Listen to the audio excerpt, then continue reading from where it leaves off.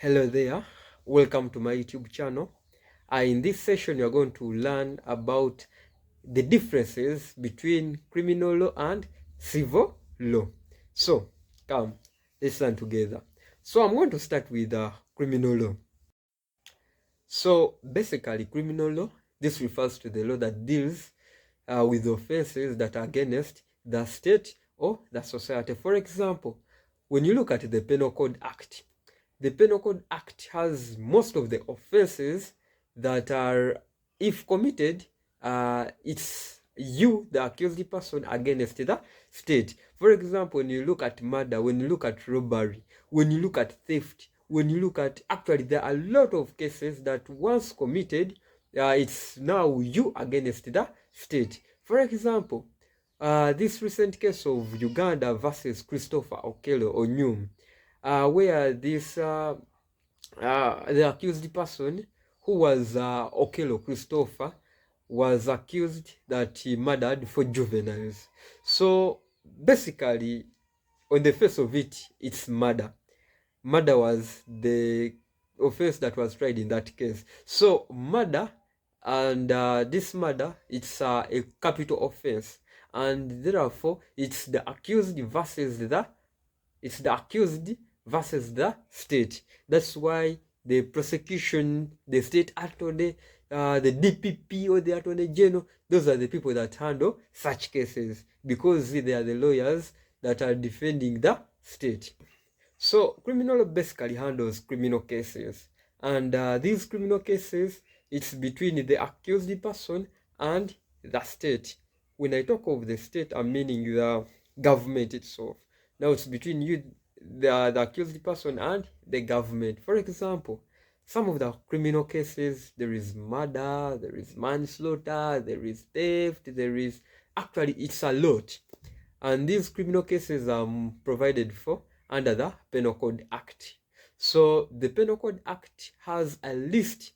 Actually, it has all the provisions, all the offenses of all that go under that category of criminal cases. So basically, what you should note is that the Penal Code Act contains all offenses that once committed is between you, the accused person, and the state. For example, once you look at that case of Uganda versus Christopher Okello, so you see that it was the state against the accused.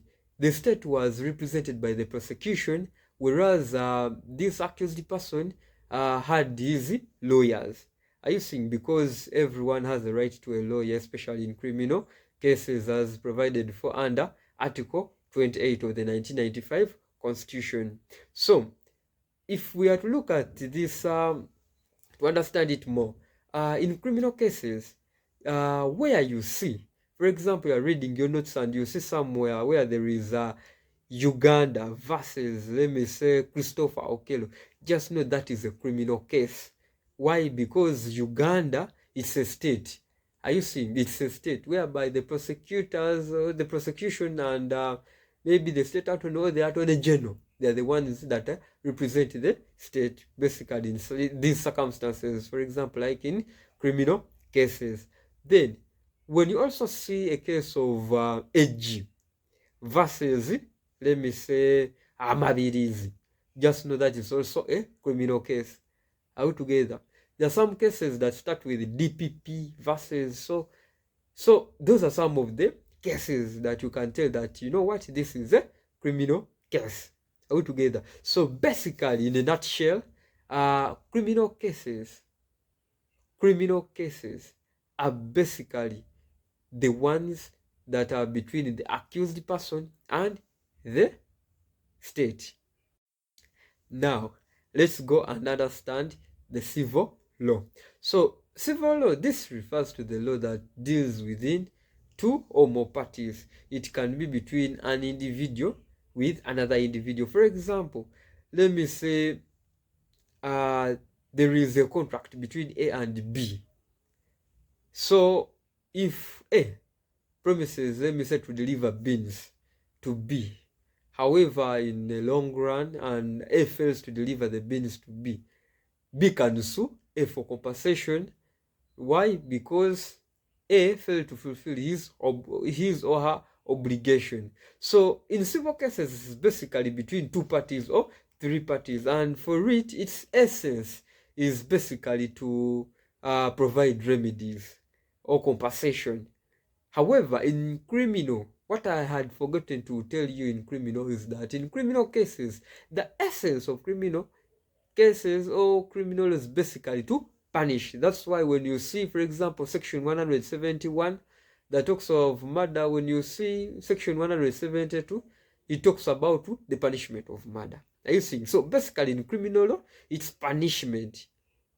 Are you seeing? It's punishment, to punish the accused person. However, in civil cases, it's basically to compensate and provide remedies.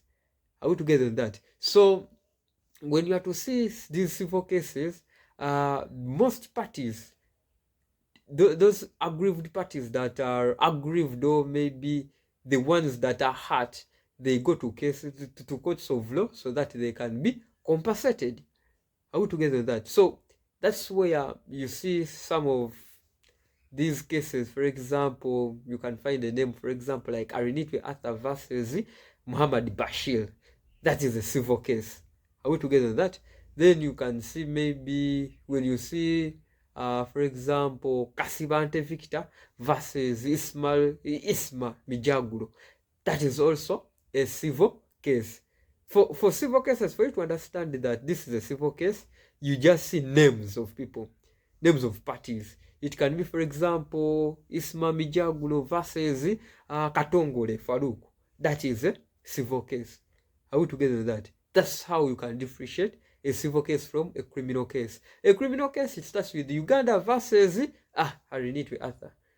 There you can tell that is a criminal case. But a civil case, Arinitwe Arthur versus Isma Mijagulo. That is a civil case. Are we together with that? So that's basically how you can differentiate between these two. Then what you should also note is that in civil law, they normally base with various statutes. For example, the civil law, it can be, for example, in contract, it can be in land, it can be in family, it can be in divorce, it can be, actually it's broad. Are you seeing? In civil cases, it's a bit broad. That's why you see, if at all the contract is not fulfilled, there is a civil case. If at all there is something related with marriage, for example, people want to divorce or separate, that is a civil case. For example, if at all it's a mortgage issue, that is a civil case. Children's rights, civil case. Most of the things are in civil cases.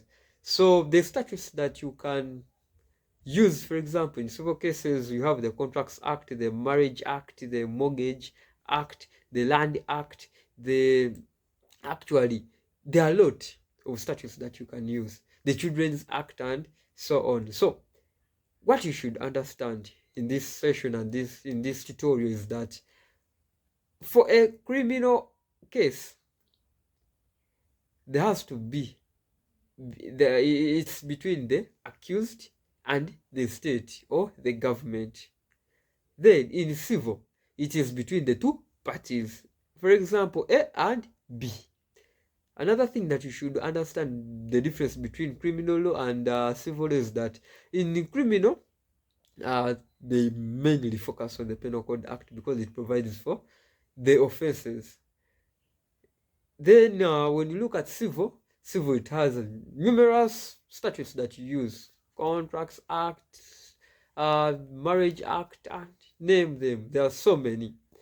Then another thing that you should note is that in criminal law, it's basically punishment. Whereas when you look at civil is basically providing remedies and compensation. Are we together with that? So basically, that's it for today. That's the difference between criminal law and civil law. Those are the differences.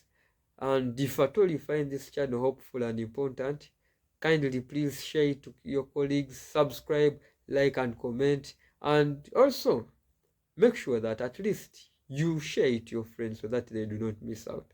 So thank you very much for viewing. Sign out.